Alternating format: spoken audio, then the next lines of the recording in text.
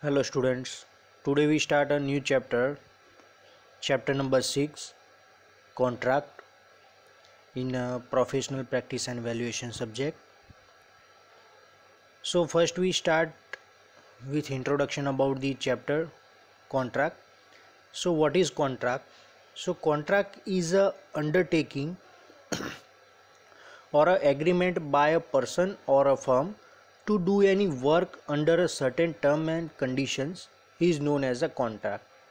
So the work may be done for a construction and a maintenance or a repair, for the supply of material or for the supply of labor or for the transportation of material. So these are the different work to be done under condition of the contract. Now a contract is an agreement which can be enforced by laws, and in order to make this agreement valid there must be definite, ordered, and there must be also equally definite and unconditional acceptance of this offer. Now here one word is given, what is offer. So offer or proposal, when one person signifies to another his willingness to do or to abstain from the doing anything with a view of obtaining an assent of that or other to such act or absence, he is said to make a proposal or offer.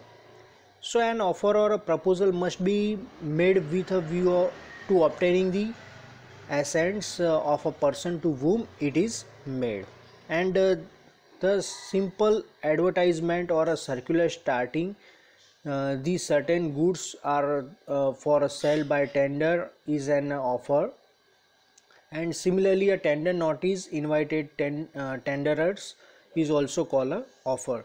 So here in the next chapter we discuss about the tender. So in this tender is a one type of the offer, it's a best example of a offer or a proposal. Now next is acceptance. So when a person to whom the proposal is made signifies his assents, there is no proposal is said to be accepted, and a person when accepted become a promise, and to bind and effective acceptance must be unconditional and absolute, and a conditional acceptance amount to counter offer.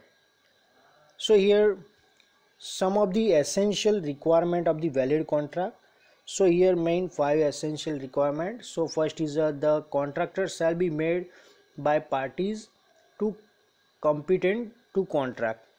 Second is the contractor shall be made free consent of the party, and third is there shall be definite proposal and its acceptance. Fourth is the subject matter of agreement must be legal and definite, and fifth is there must be lawful consideration. So one by one we discuss on it. First is the parties competent to contract. So the person competent to contract provide is age majority according to law to which he is subject, and a person who is not a major according to law can break an agreement, and he is sound mind, he is not disqualified from contracting by any laws to which he is subject. And the most important thing is that the minor, idiot, and drunken person are uh, drunken person are not considered as a legal impediment to enter into the contract. Now next and second is a free consent of a parties. So two or more person are said to consent when they are agreed upon the same things in a same sense. So consent is said free when it is not caused under influence, it is not caused by fraud, it is not caused by misinterpretation, and it is not caused by mistake, and it is not caused by committing um, by any act forbidden by Indian Penal Code. Now third is define a proposal and its acceptance. So when one person signifies to another his willingness to do anything in a contract, he is said to make a contract. And a communication of the person is complete when it become to the knowledge of the person to whom it is made. And in order to convert the proposal into contract, the acceptance must be absolute and unconditional. And in case of the engineering contract, both the proposal and acceptance are generally expressed and communicated in a writing. And tender notice are generally specified the time limit during which the proposal would remain valid up to and open for acceptance. So these are the important thing for a defined proposal and its acceptance. Fourth is the subject matter must be legal and definite subject matter. So the subject matter with reference to which the parties desire to contract must be lawful, and agreement must be described what is to be done or what material are to be supplied with sufficient clarity and enough detail so as not to leave any doubts as what is wanted.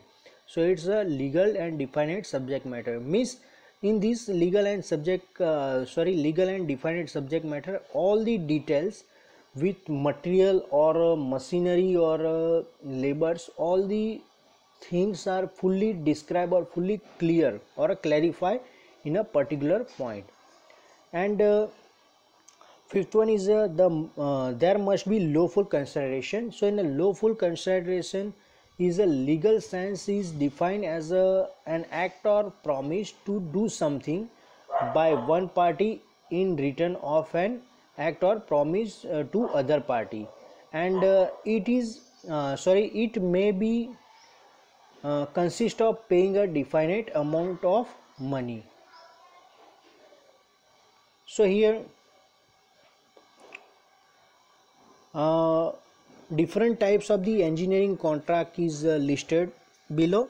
So first is a item rate contract, second is a percentage rate contract, third one is a lump sum contract, fourth one is a all-in contract or a entire contract, fifth one is a labor contract, sixth one is a material supply contract, seventh is a piecework agreement, eighth is a cost plus percentage rate contract, ninth is a cost plus fixed fee contract, and 10th is a cost plus sliding or a fluctuating free contract, 11th is a target contract, and 12th is a BOT contract, means build operate transfer contract.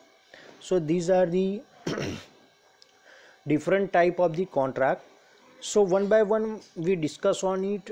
First we take a item rate contract. So in this item rate contract, the contractor quote his rate per unit of each item of the construction, and a bill of quantity is prepared giving as accurate as possible and the quantity of each item of work to be executed, and the contractor enter the unit rate against the each item of work, and the basis of agreement is thus the unit rate of each item, certain reasonable variation in the quantity being accepted by both the parties, and the rate of the contractor for a unit of item include the material, labor, overhead cost and profit.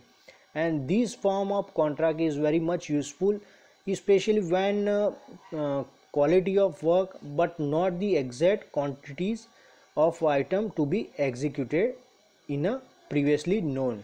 And most of the public works are carried out under the certain type of the contract. Now we discuss about the advantages of the item rate contract. So here main four advantages. First is the elasticity. So this form of the contract is elastic in nature, and it is possible to make a reasonable variation in a quantities of different item during the progress of the work.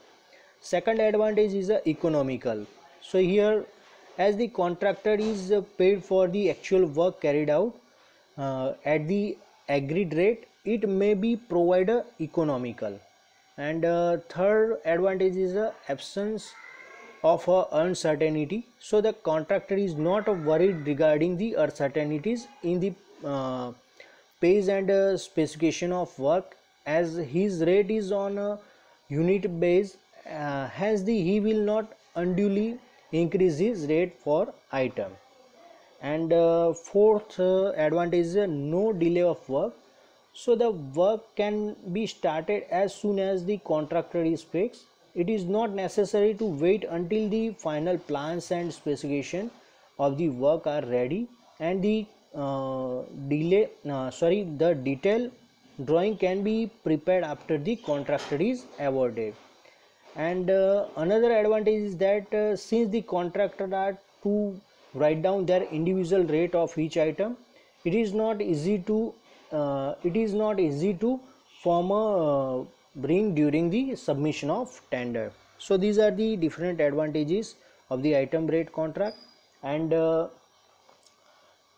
also some of the disadvantages of the contract is that the owner cannot absolute sure from the total cost of the project that would have to incur until the work is completed. In case of the quantity mentioned in the bill are found to be inaccurate, the cost of the work vary considerably from the estimated cost.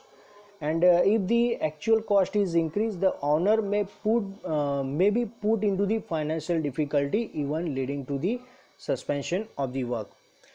Second is the as the quantity may be increased or decreased, contractor of this nature require careful consideration by an engineer before it is entered into it. And as by wise anticipation or perhaps outside information, a contractor may quote his rate for items that are likely to be required in increased quantity, and low full rate of item likely to be decreased or required in a small quantity. In that case, the department would stand to lose heavily due to unbalanced tender. Now third is both the owner and contractor have to do considerable competition and bookkeeping during the progress of the work. So both the parties are required to appoint the staff to record the measurement of the work done. And fourth is the extra item are often a source of trouble. The contractor invariably prays for higher rates than he would have to tender in the beginning, and in most cases the owner has to meet his demand. Now next type of the contract is a percentage rate contract. So in this form of the contract, the department draw schedule of item according to the description of the item, sanction in estimated with quantity unit rates, and amount shown therein. This department fix up the item rate of the tender, so it is called item rate tender. And the contractor are required to offer to carry out the work at per with the rate shown in the bill of quantities, or a percentage above or below the rate indicate the bill of quantities of a tender. The percentage above or below at per tender be contract applicable to all the items. Now here some of the advantages of the percentage rate contract is that, so this type of the contract is convenient as the lowest rate and comparative position among the contract are readily known just the opening the tender.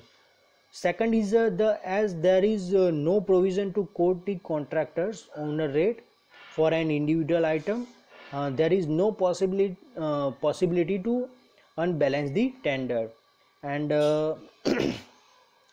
third one is a comparative statement can be prepared quickly, and there is no possibility for tampering with the rate of contractor in order to be the lowest tender. And fourth one is as a contractor not required to quote their rate for an individual item. The overwriting and erasing rates etc. can be avoided. Thus the tender must be lowest is not liable to reject due to the above causes.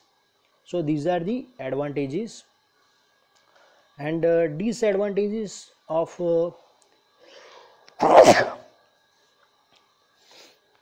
in this type of the contract. Contractor complete the tender by quote that the percentage rate to write down the quantum of percentage in order to be lowest tender. Contractor mostly depend on a guess on quantum percentage of their competitors without analyzing the workable rates of the individual item.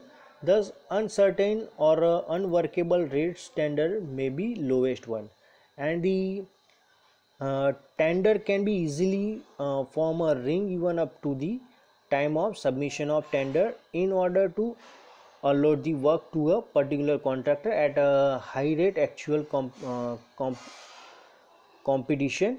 These lead drainage of government money. Now next is next type of the contract is a lump sum contract. So a lump sum contract is the oldest form of the contract and it is still popular in USA. So in the form of the contract, contractor are required to quote fixed sum for execution of the of a work in all respect according to the drawing and design and specifications supplied to them with the tender within the specified time. Lump sum contract is usually entire contract and as such no payment can be recovered by the contract until whole of the work is completed, and in case of the contractor abandon the work before completion he is not entitled to the payment for the portion of the work already done, however substantial it may be. Now here some of the advantages of the lump sum contract. So the owner know the beforehand exactly what the project will cost him, and second is the detailed measurement of the work done are not required to record except in respect of extra item or omissions. Now since the complete picture of the work from the detailed drawing and also the total cost of the work are known beforehand, excellent planning and efficient management for execution of the work is more convenient, and as no immediate payment is made to the contractor he tries to complete the entire work as quickly as possible to get the early payment resulting in early completion of the work. So these are the advantages of the lump sum contract. Next is disadvantages. So in a dispute can easily arise. So in this disadvantage under such a contract it is essential that the work be accurately and completely shown on a drawing and described in the specification, and that full information as to site conditions should be available, otherwise dispute can be arise. And the second disadvantage is that the contractor may submit a high tender to protect themselves for the uncertainty of the work. Third disadvantage is that difficulty arises in making any immediate payment. Generally a certificate is given by the responsible officer to the effect that by superficial or a general measurement has satisfied himself that the value of the work is not less than the specified amount in a conformity with contract agreement. Although a schedule of rate is provided to the contractor, it is not suitable from the contractor where considerable addition or alteration are accepted. So these are the disadvantages of lump sum contract. Now another type of the contract we discuss in a next lecture. So we here complete our some topics. Thank you.